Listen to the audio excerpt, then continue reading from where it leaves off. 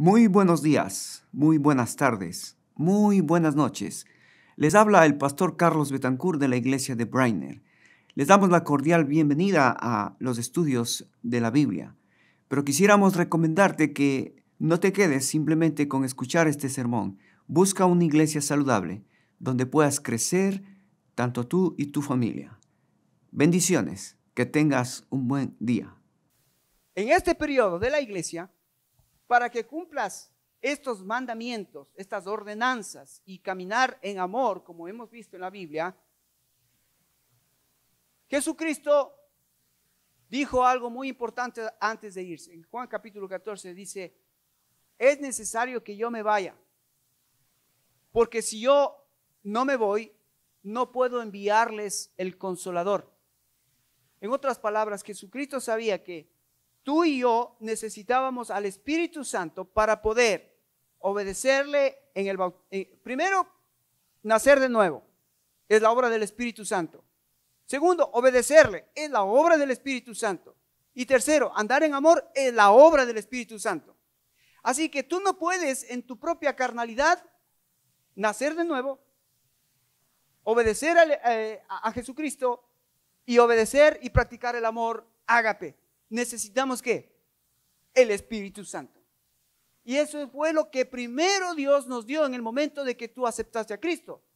Efesios capítulo 1, versículos 13 y 14 dice, habiendo creído en Él, fuisteis sellados con el Espíritu Santo de la promesa. Así que el vivir ahora en este periodo de la gracia, en este periodo de la iglesia, no es una cuestión de hacerlo en mi sabiduría, en mi capacidad. Es dejar al Espíritu Santo, que el Espíritu Santo comience a controlar mi mente, mis emociones y mi voluntad. De eso se trata la edificación de la iglesia. Lo que tú vas viendo que está sucediendo en esta iglesia. Cómo Dios toma una familia, toma al líder, toma a los hijos, toma a la esposa, se someten a la cabeza. De eso se trata la edificación. De eso se trata. No solamente venir, sentarme, escuchar y salir y vivir la misma situación todos los días. No, la situación ahora es en la iglesia del Señor Jesucristo. Él está edificando su iglesia y de lo que se trata es que tú y yo podamos someternos al Espíritu Santo de Dios para que podamos obedecerle al Espíritu Santo y dejar que el amor de Dios comience a fluir en mi vida. Ok, entonces, de eso se trata la edificación. Ahora, vamos un poquito a entenderle a Pablo. ¿Por qué Pablo escribió capítulo 13? ¿Por qué Pablo escribió este capítulo? Volvamos entonces a 1 Corintios capítulo 13. Bueno, en realidad tenemos que, para entender el capítulo 13, tenemos que ir al capítulo 12 y entender el problema que tenía la iglesia. Porque el problema tenemos que entenderlo primero para después ver por qué Pablo habló del capítulo 13. ¿Qué dice el capítulo 12? Versículo 1. ¿Estás conmigo, hermano? Mira, vamos a ver qué era la problemática de la iglesia de Corinto. ¿Qué era el problema de la iglesia de Corinto? A ver si de pronto parece algo similar a lo que está viviendo la iglesia en la actualidad. Mira lo que dice Pablo, versículo 1. No quiero, hermanos, que ignoréis acerca de los dones espirituales. Así que Pablo va a hablarles de los dones espirituales. Y en otras palabras, Pablo les estaba diciendo, no sean ignorantes de cómo manejar los dones espirituales. Wow. Entonces el problema aparentemente era el mal uso de los dones en la iglesia, el mal uso de los dones. Ahora, ¿qué estaba pasando en Corinto?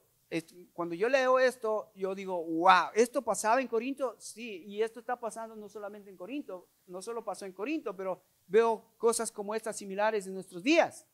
¿Qué estaba pasando? Dice, versículo 2, sabéis que cuando erais gentiles, os extraviaba llevándonos como os llevaba a los ídolos mudos. Por tanto, os hago saber que nadie que hable por el Espíritu de Dios llama anatema a Jesús, y nadie puede llamar a Jesús Señor sino por el Espíritu Santo. Wow. ¿Notaste qué estaba pasando en la iglesia de Corinto? ¿Qué estaban diciendo de Jesús? Le estaban diciendo a Jesús que era anatema. ¿Qué significa esta palabra, anatema? Wow. En la iglesia de Corinto estaban gente diciendo que Jesús era maldito. Ahora, ¿por qué sucede esto? Porque en el tiempo de Pablo habían escuelas filosóficas, y las filosofías normalmente tienden a penetrar la iglesia, igual que hoy. Las filosofías del mundo, en vez nosotros de confrontarlas, permitimos que entren a la iglesia. ¿Qué era el problema de la iglesia de Corinto? Es que ellos querían estar en la iglesia, pero también estar con sus ídolos. ¿Te acuerdas de eso de Israel? Querían a Dios y querían sus ídolos. ¿Cómo se llama eso?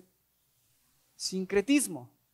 Querer a Dios. A ver, yo soy cristiano, yo voy a la iglesia bautista, yo ya acepté a Cristo, pero mis ídolos, también mis ídolos.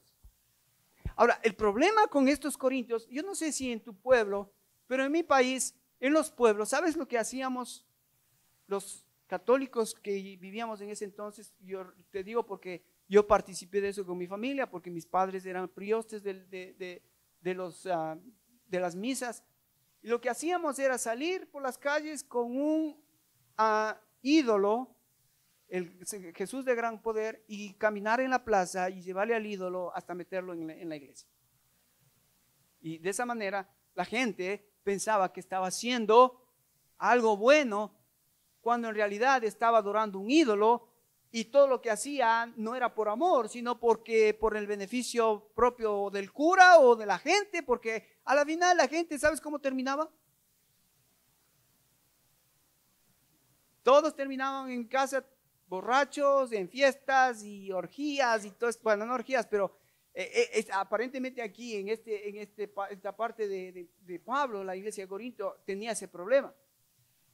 Entonces, imagínate una iglesia donde estaban hermanos, porque comienza Pablo diciendo: no quiero, hermanos, que ignoréis esto. Entonces estaba la iglesia, habían hermanos que habían aceptado a Cristo, pero todavía estaban siguiendo los ídolos mudos, los ídolos que son mudos, los ídolos que no hablan, no sienten, no ven, no caminan. Todavía estaban con sus ídolos. Qué tremendo, ¿no? Que la gente todavía está en la iglesia, pero sigue con sus ídolos. Y cuando yo te digo ídolos, no solamente esos ídolos que sabíamos de la Virgen, del Jesús o de los santos. No. Cuando yo te digo de ídolos, la Biblia habla todo aquello que te quita el tiempo para Dios. Eso es tu ídolo. Todo lo que no te impide venir a Dios o preocuparte de las cosas, ese es tu ídolo. Puede ser tu trabajo, puede ser tu esposa, tu esposo, tus hijos. O sea, ¿qué cosa está por encima de Dios? Ese es tu ídolo. Entonces ese es el problema, que ellos tenían un ídolo y estaban a través de ese ídolo siguiendo. Y lo más terrible es que estaban diciendo que Jesús era anatema. ¿Por qué? Fíjate que en ese entonces había una filosofía que decía que las cosas físicas, las cosas materiales en sí eran malas, y que solo las cosas espirituales, la parte espiritual, el alma, era buena. Así que con el cuerpo podrías hacer lo que quieres, pero hay que cuidar el espíritu, hay que cuidar el alma. Entonces, por eso habían filósofos que se dedicaban a filosofar, a hablar de la vida, a hablar de la espiritualidad, pero su cuerpo era un desastre, eran irresponsables con su cuerpo. Por eso es que en 1 Corintios capítulo 6 Pablo tiene que hablar de la inmoralidad sexual. En la iglesia el hijo estaba casado con madrastra. O sea, ese tipo de inmoralidades sexuales que no estaban respetando el cuerpo. Entonces Pablo introduce el problema. El problema era grave. No estaban utilizando los dones correctamente porque estaban dejando que los viejos conceptos, las viejas ideas tradicionales todavía permanezcan en sus vidas. Estaban diciendo que Jesucristo era maldito. ¿Por qué? Porque ellos pensaban, los filósofos de Pablo en ese tiempo decían, sí, Jesús mientras estaba aquí en la tierra, Jesús era bueno porque el Espíritu estaba con él. Pero cuando él murió, y cómo murió, demuestra que él fue maldito. Porque ninguna persona buena debía morir como murió él, en la cruz. Porque los romanos mataban a los criminales en la cruz. Entonces ellos decían, no, Jesús, su espíritu era bueno, pero su cuerpo era maldito. Por eso fue a la cruz. Entonces te das cuenta cómo ellos dividieron esta parte del alma y del cuerpo. Lo dividieron para preocuparse más de las cosas espirituales que de las cosas físicas. Pablo dice, después enseña que en 1 Tesalonicenses capítulo 5 dice que todo vuestro ser debe ser presentado a Dios, cuerpo, alma y espíritu. Todo le pertenece al Señor. No solo tu alma, no solo tu espíritu, pero tu cuerpo, nuestro cuerpo. Por eso debemos tener mucho cuidado qué hacemos con el cuerpo. Así que aquí hay un problema. ¿Sí ven el problema? Conceptos, ideas de religiones, de tradiciones, de filosofías, especialmente de Jesucristo. Por eso es importante, Jesucristo a los discípulos en su ministerio les paró y les dijo, a ver un momento muchachos, aquí vamos a parar. ¿Quién dicen ustedes que soy yo? Jesús quería estar bien seguro que ellos sabían quién era Jesús, con quién estaban caminando. Hoy más que nunca necesitamos estar bien claros de saber y conocer quién es este Jesús al cual yo sigo. Si Él no es el Hijo de Dios, si Él no es el Dios encarnado, y si Él es un hombre, Él nos sirve para nuestra salvación. Porque ningún hombre que no haya resucitado de entre los muertos puede ser alguien que puede ayudarnos para nuestra salvación futura. Es el único hombre que visitó esta tierra, caminó, vivió, murió, fue sepultado y resucitó, es el que puede salvarnos, porque Él resucitó al tercer día y su resurrección es la esperanza que tenemos como cristianos. 1 Corintios capítulo 15. La resurrección, si no resucitó, vana es vuestra fe, vana es vuestra predicación aquí en la tierra. Pero entonces ese gran problema, acuérdense, el problema era religiones, filosofías que todavía estaban dentro de la iglesia. ¿Cuál es el otro problema? Capítulo 14. A ver, capítulo 14, vamos a mostrarles el siguiente problema. Versículo 17. Sí, estamos 1 Corintios mismo 14, 17. 1 Corintios 14, 17. ¿Estás?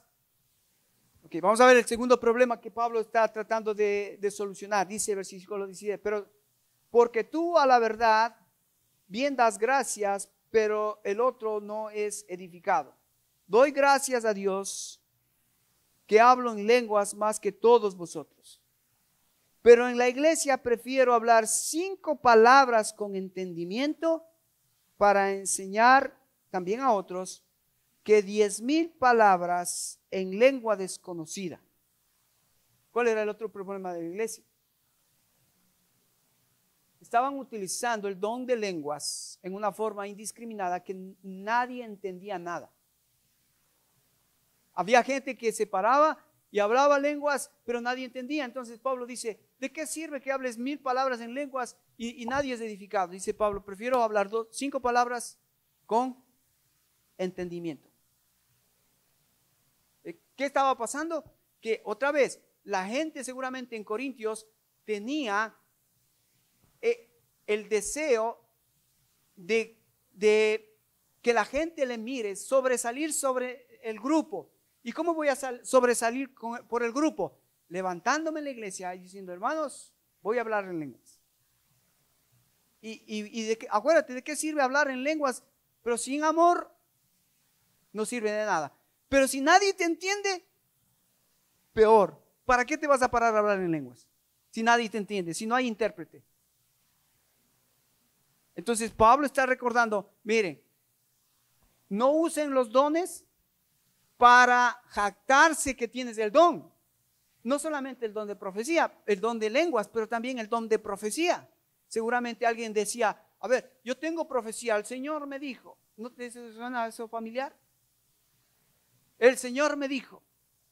Y entonces la gente, para poder sobresalir, para que la gente diga, wow, qué espiritual que es el hombre, mira, no te intimides.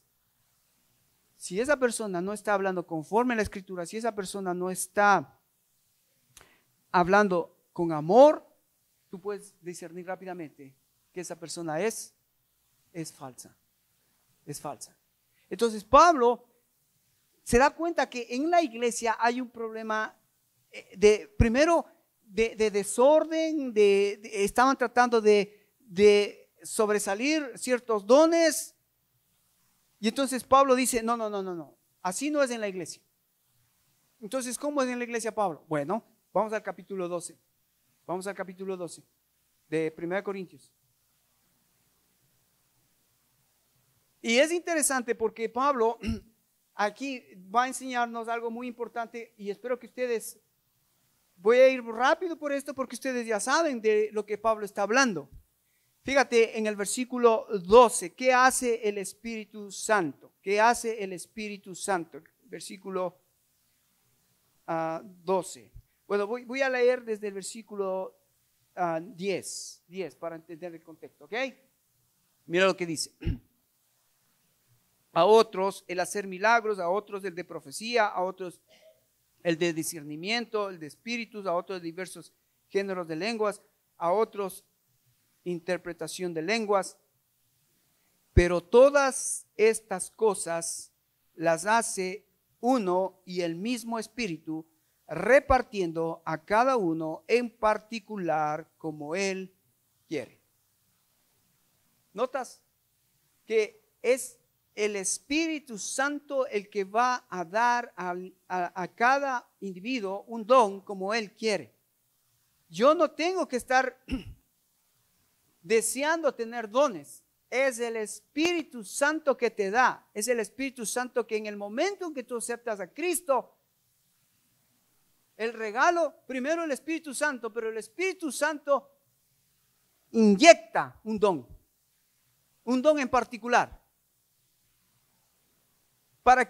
¿Por qué necesitas un don? ¿Sabes por qué? Porque Pablo en el versículo 12 dice que en el momento en que Él te da el don, te bautiza, te inmerse en la iglesia. Mira lo que dice el versículo 12. Dice, porque así como el cuerpo es uno y tiene muchos miembros, pero no todos los miembros del cuerpo, siendo muchos, son un solo cuerpo, así también Cristo, porque por un solo espíritu fuisteis bautizados en un cuerpo. ¿Qué es lo que está diciendo Pablo? Pablo está diciendo esto, mira, el Espíritu Santo te va a dar un don. Y es más, ya tienes el don. Pero ¿para qué sirve el don? Para que lo utilices en el cuerpo de Cristo. ¿Qué es el cuerpo de Cristo? La iglesia. La iglesia. Entonces, ¿cuál es tu responsabilidad como hijo de Dios? Descubrir tu don. Porque a través de ese don, Dios te va a permitir que sirvas en la iglesia para la edificación del cuerpo de Cristo. ¿Qué te parece? Así que desde Hechos capítulo 2 hasta que el Señor Jesucristo venga, ¿sabes cuál es tu responsabilidad aquí en la tierra? Descubrir tu don para poder servir a los hermanos, de esa manera amarlos con amor ágape. Cuando yo tengo ese don, y reconozco ese don y lo practico ese don, yo voy a poder entonces servir a mis hermanos. No en mi carne, no en mi capacidad, sino con los regalos que Dios me ha dado. ¿Entendemos, hermano? La edificación entonces es, Dios me ha dado su espíritu, ahora Dios a través de su espíritu me ha dado dones o un don para que en el cuerpo de Cristo yo pueda servir con ese don a mis hermanos. Amén. Ok, y entonces capítulo 14, mira, Pablo va a regular esto en la iglesia, cómo se tienen que hacer los dones, cómo se tiene que trabajar dentro de la iglesia con los dones. Mira el versículo 12, vas a ver que se repite muchas veces esto, dice el versículo 12 del capítulo 14, así también vosotros, pues que anheláis dones espirituales, procurad abundar en ellos para edificación de la iglesia.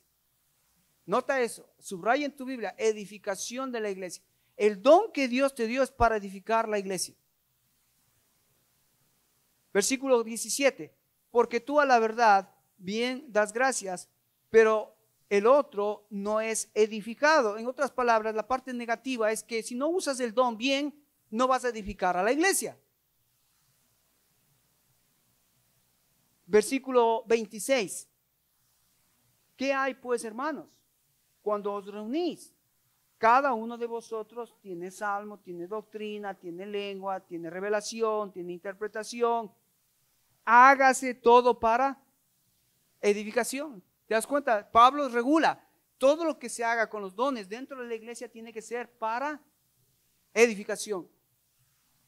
¿Por qué? Fíjate el versículo 33. Pues Dios no es Dios de confusión, sino de paz, como en todas las iglesias de los santos. Y el versículo 40, fíjate, me gustaría que termines ahí subrayando ese versículo. El versículo 40 dice, pero hágase todo decentemente y con orden. Tristemente hoy vemos iglesias donde supuestas actividades espirituales de desorden, de desmandos, de exageraciones son atribuidas al Espíritu Santo. Cuidado, no te dejes engañar. No donde hay bulla y hay algarabía y hay sonido y ahí está el Espíritu Santo. No, cuidado. Pablo ordena en la iglesia tiene que ser todo para edificación. Tiene que ser todo decentemente y con orden. Por eso me encanta estar en esta iglesia. Hacemos todas las cosas decentemente, con orden, para edificación, para la gloria de Él. Pero Pablo no termina ahí. Hermanas, ¿sí están conmigo? Vengan conmigo rapidito, vamos a terminar acá, versículo 34. Pablo no termina ahí porque parece que en la iglesia de Corinto había algún problema con las hermanitas. Así que, hermanitos, debemos saber nosotros de eso también, por si acaso. En nuestra iglesia también pasa lo mismo. Mira lo que dice Pablo. Vuestras mujeres, hermanitas, ¿están conmigo? Porque yo no quiero hablar por mí, sino que quiero mostrarles la palabra. ¿Qué dice? Vosotras mujeres callen en las congregaciones, porque no les es permitido hablar, sino que estén sujetas como también la ley lo dice. Y si quiere aprender algo, pregunte en casa a sus maridos, porque es indecoroso que la mujer hable en la congregación. ¿Acaso ha salido de vosotros la palabra de Dios o solo a vosotros ha llegado? Si alguno se cree profeta o espiritual, reconozca que lo que os escribo son mandamientos del Señor, mas el que lo ignore, ignore. Así que, hermanos, procurad profetizar y no impidáis el hablar en lenguas. ¿Te das cuenta qué es lo que está diciendo Pablo? Aparentemente en la iglesia había hermanitas que estaban haciendo un desorden en la iglesia, parándose para tratar de decir cosas espirituales, pero en confusión y no para edificación y sin amor. Es como alguien que puede pararse en la congregación y decir, pastor, oremos por fulano de tal, está en pecado y quisiéramos ayudarle. No, eso no es amor, eso no es edificación. Y no solo las mujeres chismean, pero los hombres también. Pero Pablo está diciendo que en la iglesia de Corinto había mujeres que se estaban poniendo de pie y estaban seguramente chismoseando las unas a las otras, en vez de hacer todo para edificación y por amor. ¿Se dan cuenta, hermanos? Así que había algunos problemas muy graves en la iglesia de Corinto, con los dones, con la falta de edificación y mujeres tratando de chismosear dentro de la iglesia. Entonces, terminemos, capítulo 13. ¿Por qué Pablo escribe 1 Corintios 13? Me encanta esto, hermanos. Vamos a terminar aquí. Vamos al capítulo 12, versículo 31. 12:31. Mira lo que dice Pablo. Procurad pues los dones mejores, mas yo os muestro un camino más excelente. ¿Cuál es el camino más excelente, Pablo? Más excelente que los dones. ¿Qué puede ser? 1 Corintios 13, el amor. ¿Cuál amor? El amor ágape. Entonces lo que Pablo nos va a enseñar en este vuelo, en esta ruta, es que si tú como hijo de Dios e hija de Dios puedes, mira, en los vuelos, una de las cosas que puede suceder para que el vuelo sea diferente es que suceda algo especial en el vuelo. Y me encanta la historia de un niño que estaba ya cansado porque papá siempre le llevaba a los viajes y siempre viajaba con el papá y ya estaba harto de los vuelos y dijo, papá, ya no quiero ir al avión porque ya no quiero estar en ese avión, me mareo mucho. Entonces, el papá un día tuvo una idea, habló con el capitán, con el piloto, y le dijo, ¿podrías invitarle este vuelo a mi hijo para que conociera tu campo de trabajo? Y el piloto aceptó y dijo, ok, está bien. En el vuelo, en pleno vuelo, desde el parlante, escuchó una voz del capitán que decía, al niño Juanito se le requiere en la cabina del piloto. ¿What? Juanito, ese soy yo. Sí, Juanito. Al cuarto del piloto. Y entonces Juanito fue a la cabina del piloto y el piloto comenzó a enseñarle todos los botones, todas las luces, todo lo que era. ¡Wow! Juanito quedó espectacular, quedó contentísimo. Cuando bajó del avión, dijo, papá, este ha sido mi mejor vuelo. Conocí al piloto, me enseñó todas las máquinas que tiene allá adentro. ¡Wow! ¿Sabes? Ese es mi gran deseo, que cada vez que tú salgas de aquí conozcas al piloto un poquito más. ¿Quién es el piloto? Cristo. Y es Él el que te va a enseñar cómo vivir en amor. Y cuando Él te enseña a vivir en amor, sabes, no hay nada más delicioso, no hay nada más deleitoso que vivir conociendo al piloto y cómo el piloto te enseña a volar la vida. Él dijo, yo tengo para ustedes un camino más excelente. Un camino más excelente. ¿Sabes? Me encanta porque esta palabra, un camino, es un estilo de vida más excelente. Un estilo de vida superior. ¿Quieres un estilo de vida superior? 1 Corintios 13. En la antigüedad, Dios nos manda a amar al prójimo. Pero cuando viene Jesucristo nos dice, mire, amar al prójimo no es algo. ¿Qué gracia tiene amar al que te ama? ¿Sabes que Jesucristo dijo? Ahora hay que amar al enemigo. No al prójimo, sino al enemigo. Jesucristo nos mandó a amar a nuestros enemigos. Entonces vino una señora y le dijo, pastor, mire, ya quiero separarme de este hombre porque este hombre es es un inconverso, peor que un inconverso. Parece ya mi enemigo. Ah, le dijo, señora, yo tengo una buena esperanza para usted. Si usted le ve a su esposo, si ya no le ve a su esposo como su amigo, ahora lo ve como su enemigo, entonces es la oportunidad que usted aplique el amor ágape para que comience a amar a su enemigo y no a su marido.